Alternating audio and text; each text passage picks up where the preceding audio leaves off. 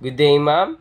Our title of our report is Laws Supporting Sexuality and Gender. In this report, we will be discussing several important laws in the Philippines that promote human rights, equality, and protection for all. These laws were created to address social issues such as violence, discrimination, gender inequality, and access to welfare and reproductive health. Through Republic Acts like RA 9262, RA 8353, RA 782, RA 7688, RA 10354, and the proposed SOGI bill, our government continues to strengthen justice and fairness, especially for women, children, and marginalized groups.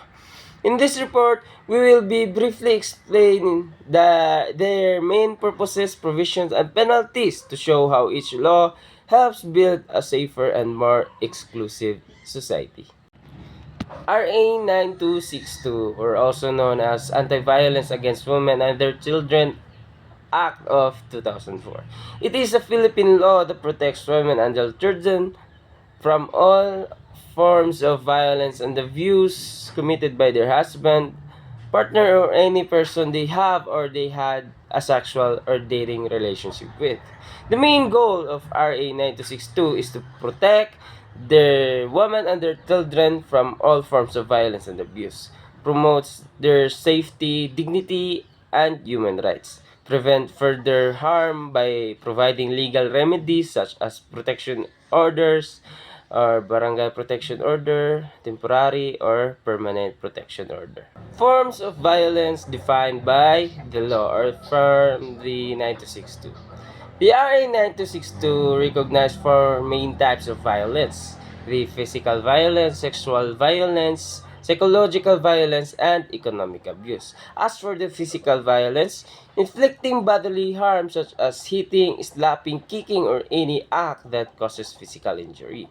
For sexual violence, forcing or coercing a woman or her child to engage in sexual acts against their will or degrading their sexuality. As for psychological violence, causing emotional suffering through threats, insulting public humiliation, insults, public humiliation, intimidation, stalking, or controlling behavior. As for the economic abuse, making or attempting to make a woman financially dependent by the withholding money, refusing to give financial support, or preventing her from getting a job or education. Persons protected and penalties and legal remedies. Persons protected: the woman regarding of marital status, their children, whether legitimate or illegitimate, under 18 years old or older, but physically and mentally incapable of taking care of themselves. Penalties and legal remedies. Offenders can face imprisonment and fines depending on their gravity of the offense. Victims can file for a protection order or from the barangay, temporary or permanent, to stop the abuser from committing or threatening further violence. The law also provides counseling, shelter, and medical assistance to victims through the DSWD and other government agencies. Penalties under RA 9262: imprisonment, fines, mandatory psychological counseling or treatment, protection, additional consequences. RA 8353, or also known as the Anti-Rape Law of 1997, was enacted on September 30, 1997. This law reclassifies rape as a crime against persons. Rather than a crime against chastity, it recognizes rape as a serious violation of human rights and personal dignity, emphasizing that it is an act of violence and power, not merely a moral offense. RA 8353 aims to protect individuals from sexual assault or coercion, ensures justice for victims by defining rape clearly and increasing penalties for offenders, promote respect for human dignity and bodily integrity. Acts constituting rape. Under RA 8353, rape can be committed in two ways. Number one, by sexual intercourse. A man commits a rape when he has a kernel knowledge of a woman under any of the following circumstances: through force, threat, or intimidation. When the woman is deprived of reasons or unconsciousness, when the woman is under 12 years old, or even without consent, when the woman is deceived by the offender pretending to be her husband. And number two, by sexual assault. Any person commits rapes when he or she insert any object or instrument, including body parts other than pencils, into another person's genital or anal orifice. Through force, threat, intimidation, or when the victim is unconscious or under 12 years old. Penalties under Republic Act 8353. The penalties depends on the nature and gravity of the crime. First, reclusion perpetua or life imprisonment. The usual penalty for rape through force, threat, or intimidation. Also applies to statutory rape when the victim is below 12 years old. Death penalty, now reclusion perpetua originally. The death penalty was imposed of qualified rape cases such as when the victim is under 18 years old and the offender is a parent, ascendant, guardian, teacher, or person in authority. When the rape is committed by two or more persons, gang rape, such as that, when the victim becomes pregnant or contracts as STD, sexual transmitted disease, such as SIRA. As a result, when deadly weapons are used, such as physical injuries are inflicted. Legal reforms introduced. RA 8353 amended the revised penal code, especially first, it moved rate from crime against chastity to crime against person. It recognized that men, women, and even minors can be victims of offenders of sexual assault. Oh, also, it acknowledged marital rape committed by spouse. Good afternoon, ma'am. I'm Arching Isidro. RA 7882, Republic Act, the number 7882, Assistance to Women Engaging in Micro and Cottage Business Enterprises Act of 1995, enacted on February 20, 1995, is a Philippine law that provides assistance and incentives to women engaging in micro and cottage business enterprises. Its main goal is to empower women economically by helping them gain access to create loans, training in business support to start up or expand this their small business.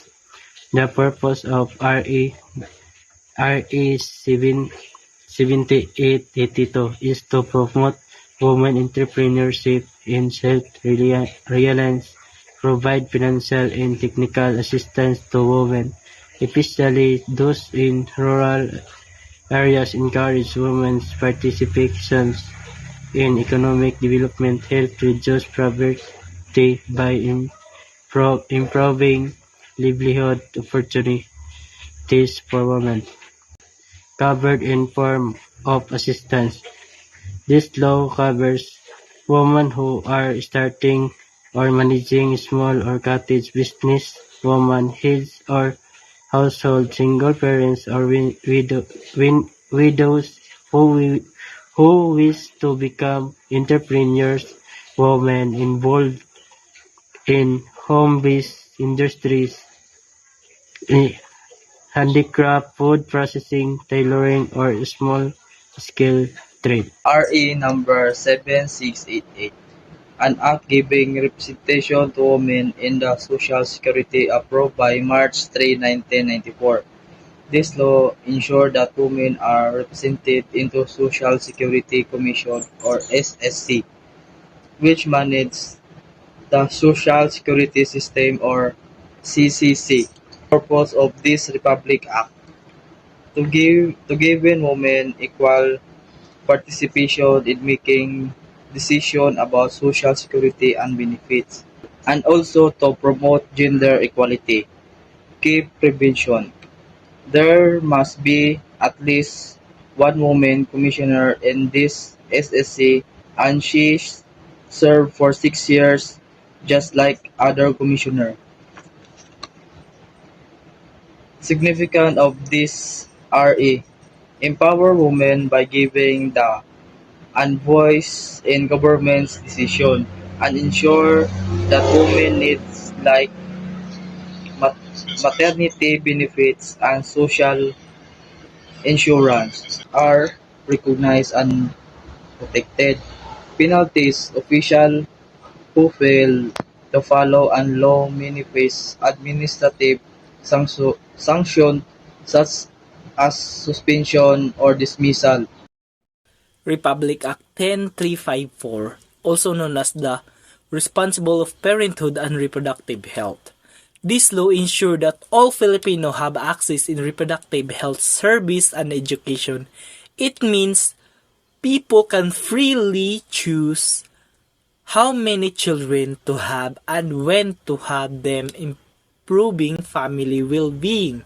For example, a government health center provides a free consultative to couples who want to plan their families, and school also teach students about reproductive health, helping to prevent teenage pregnancy. What is it means? This law empowers the individual, especially women, to make informed decisions about their reproductive health. It helps to reduce the risk of mothers and babies and support responsible parenting, which benefit communities and society at large. Oh, now let's move on. Sige Equality Bill. Equality Bill. This proposed law protecting people from unfair treatment because of their sexual orientation or gender identity. It ensures everyone is treated equally in jobs, schools, healthcare, and public service. For example, if a teenager person applies for a job, the employer cannot refuse to hire them just because of their gender identity. If a student bullied at school because of their sexual orientation, the school must be intervened to stop discrimination. What does it mean also? The bill promotes the respect and equal rights for LGBTQ plus individuals, helping to eliminate stigma and prejudice. It strives for society where everyone can live freely from discrimination and access the same opportunities. Thank you. In conclusion, these laws remind us that equality, protection, and respect for human rights are not just legal duties. They are moral responsibilities we all share. Each Republic Act from RA 9262 to the proposed SUGI bill serves as a step toward building an inclusive society where every person is valued and protected. As citizens, it's important for us to understand and uphold these laws so that we can help create a safer and more compassionate Philippines for everyone. That's all. Thank you.